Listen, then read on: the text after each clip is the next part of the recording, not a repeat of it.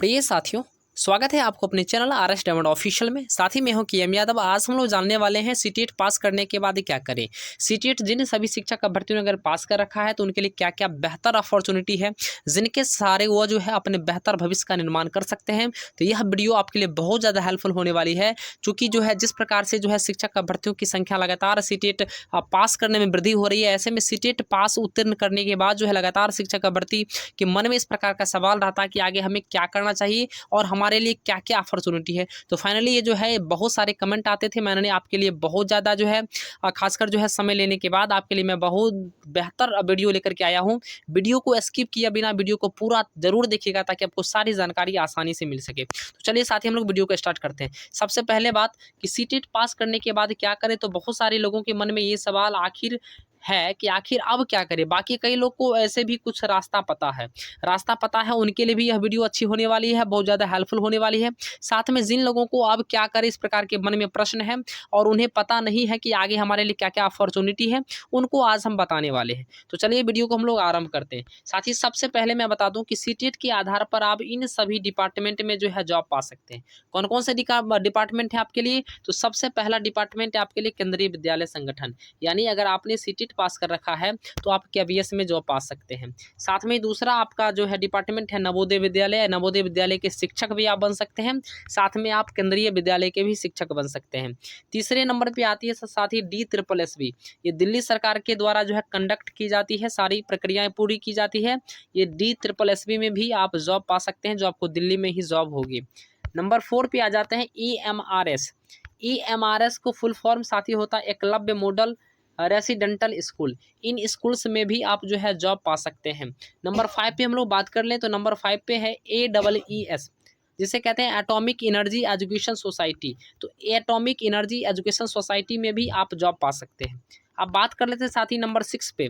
तो नंबर 6 में है कि उत्तर प्रदेश में सुपर टेट और जूनियर एडेड कोई भी और कई सारे डिपार्टमेंट्स हैं जहाँ सीटेट मांगा जाता है। अर्थात अगर आप उत्तर प्रदेश में यूपी में अगर जॉब पाना चाहते हैं तो सुपर टेट के साथ साथ जो है जूनियर एडेड और कई ऐसे और डिपार्टमेंट्स हैं जहाँ पर सीटेट का सर्टिफिकेट मांगा जाता है। सीटेट पास को जो है फॉर्म भरने और आवेदन करने की जो है प्रक्रियाएं आरंभ की जाती है। ऐसे में अगर आपने सीटेट क्वालिफाई कर रखा है तो यह वीडियो आपके लिए बहुत ज़्यादा हेल्पफुल होने वाली है। मैं साथ ही आपको बता दूं कि अब आपको तैयारी शुरू करनी है। अगर आपने इन विभाग में अगर एग्ज़ाम देना चाहते हैं, अगर आपने सीटेट पास कर रखा है तो जो भी डिपार्टमेंट में आप जो है एग्ज़ाम देना चाहते हैं तो आपको तैयारी शुरू करनी है। सबसे पहले बात करते हैं केबीएस की। तो केंद्रीय विद्यालय संगठन और एनबीएस नवोदय विद्यालय समिति की बात कर लेते हैं। इन दोनों विद्यालयों में हम लोग बात कर लेते हैं, केबीएस की और एनबीएस की बात कर लेते हैं। तो केंद्रीय विद्यालय 1 से शुरू होते हैं। जी हाँ, केंद्रीय विद्यालय जो होते हैं 1 से शुरू होते हैं। देश में लगभग जो है 1248 केंद्रीय विद्यालय, अर्थात केवीएस स्कूल की संख्या जो है number of KVS schools in India 1248। जी हाँ, 1248 केंद्रीय विद्यालय की लगभग में इनकी संख्या है। इन सभी विद्यालयों में आप पीआरटी टीचर बन सकते हैं, टीजीटी टीचर बन सकते हैं और पीजीटी टीचर भी बन सकते हैं। परंतु याद रहे पीजीटी की पोस्ट के लिए सीटीटी अनिवार्य नहीं है। यानी आप अगर सीटेट पास हैं तो पीआरटी और टीजीटी में आप आवेदन कर सकते हैं और सीटीटी की जो है अनिवार्यता पीजीटी पेपर के लिए नहीं है। तो कुल मिलाकर साथी आप समझ गए होंगे, अगर आपने जो है इन सभी डिपार्टमेंट में आवेदन करना चाहते हैं तो आपको सीटेट पास होना चाहिए। अब साथी हम लोग बात कर लेते हैं कि अगला क्या क्या ऑप्शन है हमारे लिए। तो चलिए हम लोग ऑप्शन को देख लेते हैं। ऑप्शन साथी है, उसके बाद है बाकी जो पीआरटी और टीजीटी के लिए जो है सीटेट अनिवार्य है केंद्रीय विद्यालय में। यानी केंद्रीय विद्यालय में सिर्फ पीजीटी के लिए जो है सीटेट अनिवार्य नहीं है, परंतु पीआरटी और टीजीटी दोनों के लिए सीटेट अनिवार्य है। नवोदय विद्यालय की बात कर ले तो नवोदय विद्यालय कक्षा 6 से शुरू होते हैं, 6 से स्टार्ट होता है। यहाँ पीआरटी की पोस्ट नहीं होती है, यहाँ पीआरटी टीचर की पोस्ट बिल्कुल नहीं होती है। अर्थात 1 to 5 बेसिक टीचर होते हैं इनकी पोस्ट नहीं होती है। नवोदय में सिर्फ आप जो है टीजीटी और पीजीटी के शिक्षक बन सकते हैं, टीजीटी के बन सकते हैं और पीजीटी के बन सकते हैं। यहाँ भी पीजीटी के लिए सीटीटी की आवश्यकता नहीं है। यानी नवोदय विद्यालय में भी जो है पीजीटी शिक्षक बनने के लिए सीटीटी की आवश्यकता नहीं है, सिर्फ आप टीजीटी के लिए सीटेट अनिवार्य है। अर्थात आप टीजीटी शिक्षक बनना चाहते हैं 6 to 8 के लिए तो आपको सीटेट अनिवार्य है। अब बात कर लेते हैं महत्वपूर्ण क्या क्या बातें हैं कि महत्वपूर्ण, अगर आप केबीएस और एनबीएस की तैयारी करना चाहते हैं, अर्थात आप केंद्रीय विद्यालय संगठन और नवोदय विद्यालय समिति अगर इसकी तैयारी करना चाहते हैं तो सबसे पहले ये जान लो कि मैं केबीएस और एनबीएस दोनों के लिए एलिजिबल हूँ। उसके बाद ये चीज़ जानने के बाद ही तैयारी शुरू करें, और जब जो है आप समझ लें कि मैं एलिजिबल हूँ उसके बाद ही आप तैयारी शुरू करें। उसकी खासकर यहाँ पे योग्यता की बात कर लें तो ज़्यादातर दिक्कतें टीजीटी में अप्लाई करने वालों की होती है। अगर आप टीजीटी के लिए अप्लाई कर रहे हैं तो केबीएस और एनबीएस में, अगर आप टीजीटी के लिए आवेदन कर रहे हैं केबीएस के लिए या एनबीएस के लिए, तो आपको क्या क्या बातें यहाँ पर ध्यान देने वाली बातें हैं मैं आपको बता दूँ। तो ये बातें आप पर लागू होनी चाहिए। नंबर फर्स्ट में ग्रेजुएशन में प्रॉपर सब्जेक्ट कॉम्बिनेशन होनी चाहिए, अर्थात यहाँ पे हम लोग बीए या बीएससी या बीकॉम की बात कर ले तो ग्रेजुएशन में प्रॉपर सब्जेक्ट में कॉम्बिनेशन की चर्चा होनी चाहिए। साथ में जिस विषय से आप अप्लाई कर रहे हैं क्या वो विषय आपके ग्रेजुएशन में तीनों साल है कि नहीं है, यह चीज़ भी आप सबसे पहले जान ले। नंबर 3 वाला पॉइंट आपका क्या है कि आप जिस विषय से अप्लाई करना चाह रहे हैं क्या उस विषय में आपके 50% मार्क हैं या नहीं है, यह भी आप सुनिश्चित कर लें। नंबर 4 वाला पॉइंट है साथी, क्या आपके ग्रेजुएशन में आपके 50% अंक हैं। यदि उपयुक्त बात पर लागू होती है तो आप केवीएस और एनवीएस के लिए एलिजिबल हैं। तो कुल मिलाकर साथी आप समझ गए होंगे कि केंद्रीय विद्यालय संगठन और नवोदय विद्यालय समिति में अगर आप आवेदन करना चाहते हैं तो आपको ग्रेजुएशन में कम से कम 50% मार्क होने चाहिए। वहीं पर हम लोग बात कर लें तो जिस भी विषय से आप आवेदन करना चाहते हैं उस विषय में भी आपको कम से कम 50% मार्क होना चाहिए। तो यानी आप समझ गए होंगे साथी कि ये सारे कंडीशन अगर आप फॉलो करते हैं उसके बाद ही आप जो है केंद्रीय विद्यालय संगठन और नवोदय विद्यालय समिति जैसे विद्यालय में आप आवेदन कर सकते हैं। अब आगे की बातें हम लोग जान लेते हैं। चलिए आगे हम लोग जानते हैं क्या कुछ आगे और आपको जो है देखने वाली बात होगी।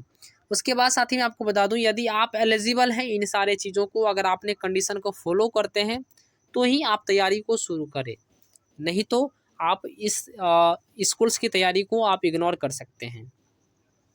अब बीएड में आपके कौन सा विषय है जिससे कोई फ़र्क नहीं पड़ता है। बीएड में अगर आपका कोई सा विषय भी है तो फ़र्क नहीं पड़ता है। सीटीईटी में आपके 90 अंक हो या 151, उससे रत्ती भर का भी फ़र्क नहीं पड़ता। आपको जो है 90 मार्क है सीटीईटी में या आपके 151 है, इससे किसी प्रकार का कोई फ़र्क नहीं पड़ता विद्यालय में आवेदन करने समय और सिलेक्शन प्रोसेस में, इससे किसी प्रकार के कोई फ़र्क नहीं पड़ता है। अब बात आती है सीटीईटी के अंतिम मेरिट में नहीं जोड़े जाते हैं। जी हाँ, अंतिम जो मेरिट जो बनती है उसमें सीटीईटी के अंक जो होते हैं उनको नहीं जोड़े जाते हैं और रिटेन एग्ज़ाम क्वालिफाई करना ही होगा। अर्थात अगर आप इस विद्यालय में शिक्षक बनना चाहते हैं, चाहे वो एनवीएस हो या केवीएस हो, तो आपको एग्ज़ाम से होकर गुजरना पड़ेगा, एग्ज़ाम क्वालिफाई आपको करना ही होगा। अब साथ ही बात आती है उसके बाद इंटरव्यू होता है। जी हाँ, एग्ज़ाम क्वालिफाई करने के बाद इंटरव्यू होता है। तो ये ना सोचे कि किसी के सीटेट में थोक में नंबर आए हैं तो वो सेलेक्ट हैं। जी हाँ, ये मत सोचे कि मुझे सीटेट में बहुत सारा नंबर है, अच्छा मार्क्स है तो हम सेलेक्ट हैं, ऐसा कुछ मत सोचे। आपको इंटरव्यू से होकर ही गुजरना होगा, इसके बाद ही आपकी फाइनली सिलेक्शन हो पाएगी। तो कुल मिलाकर साथी आप समझ गए होंगे, अगर आप एनबीएस या केवीएस में आवेदन करना चाहते हैं तो आपके जो है इसमें मार्क से किसी प्रकार का कोई फ़र्क नहीं पड़ता। आपको एग्ज़ाम पास करने होंगे, साथ में आपको इंटरव्यू भी क्वालिफाई करना होगा। अब साथ ही बात आती है, बात कर ले DSSB की। तो DSSB की बात कर ले तो यहाँ भी पीआरटी के साथ साथ टीजीटी और पीजीटी की भी पोस्ट के लिए अप्लाई कर सकते हैं। आप यहाँ पे पीआरटी 1 to 5, 6 to 8 और यहाँ पे आपको पीजीटी वाला पोस्ट भी आपको आवेदन करने का मौका मिल जाएगा।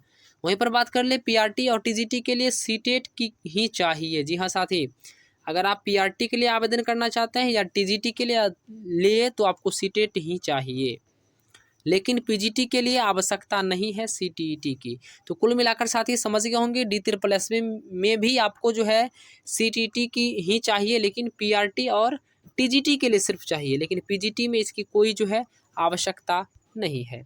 उसके बाद बात कर लेते हैं जॉब लोकेशन की। तो केवीएस और एनबीएस में, जी हाँ, केंद्रीय विद्यालय संगठन में और नवोदय विद्यालय समिति में आपको देश में कहीं भी भेजा जा सकता है, जबकि DSSB में सिर्फ दिल्ली में ही जॉब करनी है।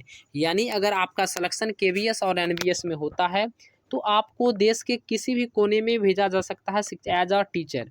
बट अगर आप SSSB में सिलेक्शन आपकी होती है तो आपको दिल्ली में ही जॉब करने का मौका मिलेगा।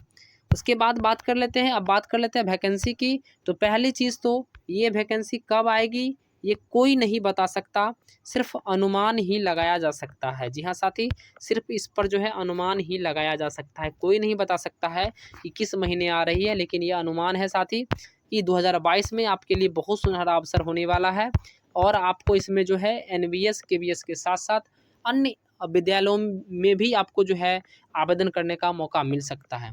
तो वीडियो अगर आपको अच्छा लगता है तो ज़रूर चैनल को सब्सक्राइब कर ले, बेल आइकन को प्रेस कर ले। जय हिंद, जय भारत।